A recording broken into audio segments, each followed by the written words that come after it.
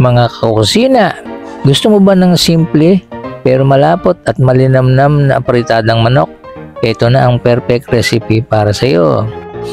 Kamusta kayo mga kakusina? Ako si Ka Orly. At ngayon, may bago na naman tayong lutong bahay na siguradong magugustuhan ng buong pamilya. Hindi ako gumamit ng evaporated milk o tomato sauce sa recipe na ito. Pero, may isang simpleng pampalapot akong ginamit na siguradong magugustuhan mo. Ano kaya yun? Alamin natin mamaya. Napakasimple ng pampalapot na ginamit ko at sigurado kung meron ka nito sa kusina. Panoorin mo hanggang dulo para maalaman. Narito ang mga ingredients na kakailanganin natin. Isang sibuyas, isang bawang, 2 pirasong red bell pepper, 2 carrots,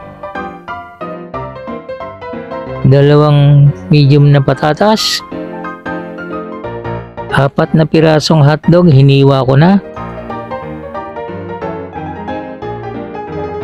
6 na pirasong drumstick, tatanggalan ko ng buto ito, isang Knorr chicken cubes, patis na panimpla,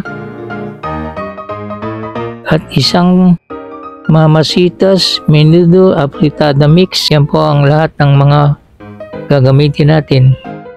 Unang step, tanggalin na natin ang buto ng hilaw na manok. Mas mabilis itong maluluto at mas madaling nguyain mamaya.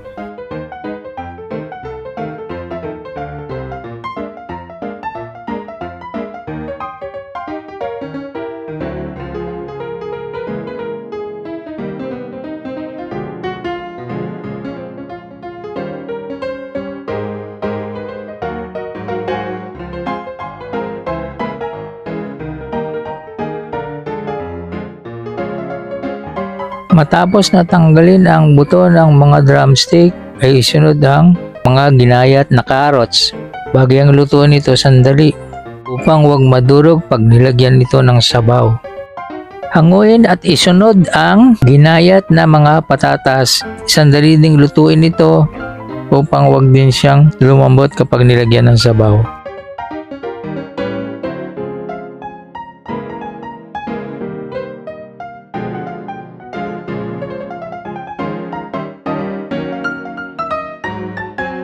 Atin ding hanguin ang patatas.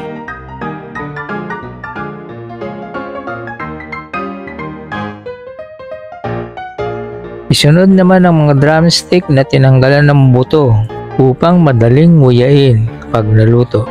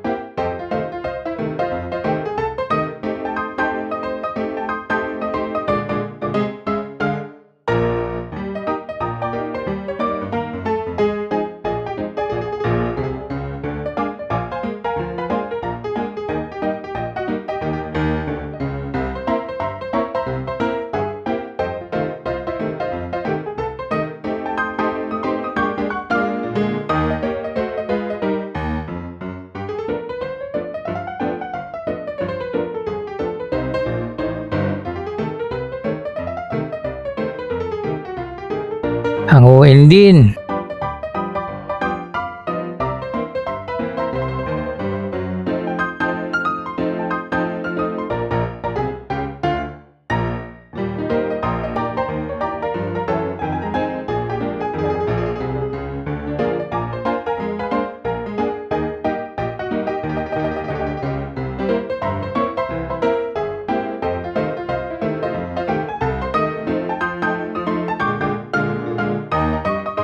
At isunod ang mga ginayat na hotdog.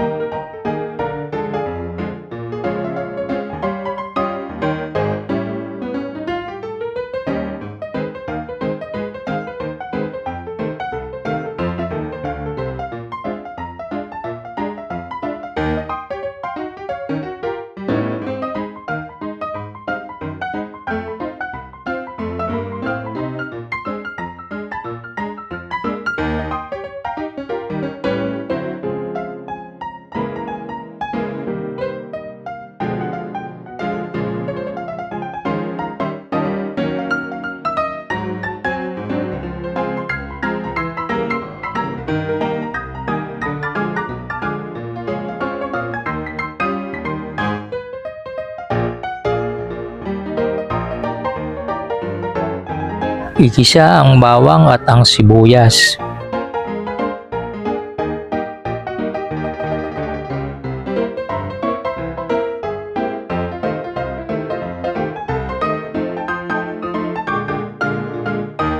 Pagkatapos ay ihulog ang manok.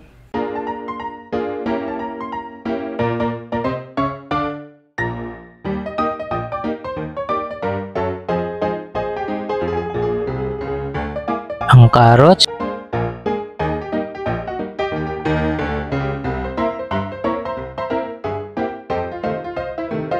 Ang patatas.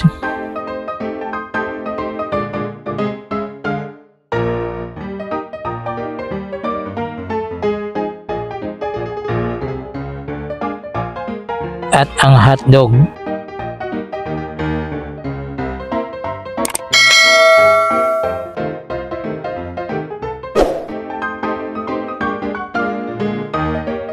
At ibuhos ang apritada mix na kasama ang chicken cubes.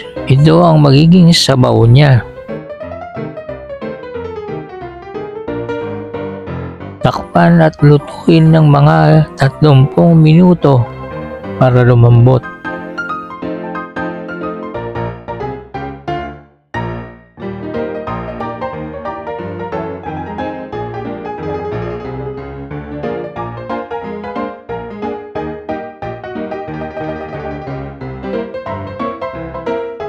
Buksan ang takip upang makita kung luto na siya.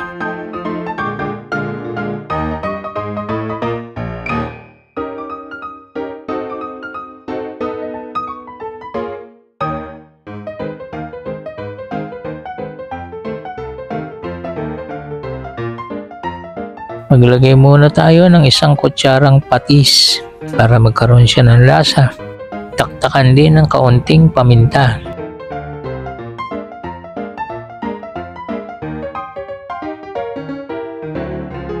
Tikman ang kanyang lasa.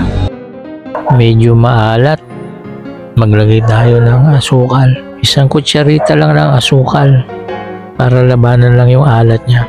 Pero ang kailangan ay medyo lumapot ang kanyang sabaw.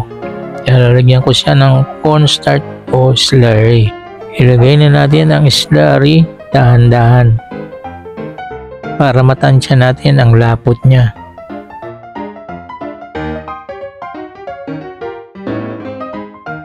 Ayan, medyo malapot na siya. Sa huli ay ilagay ang red bell pepper para pampabango. Masarap ng kainin. Tikman po uli natin.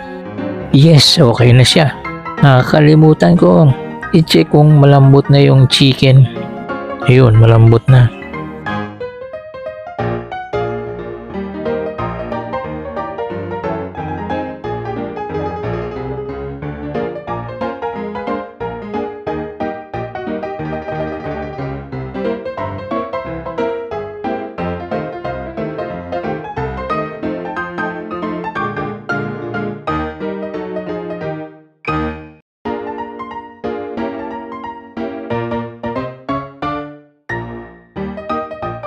Plating time na.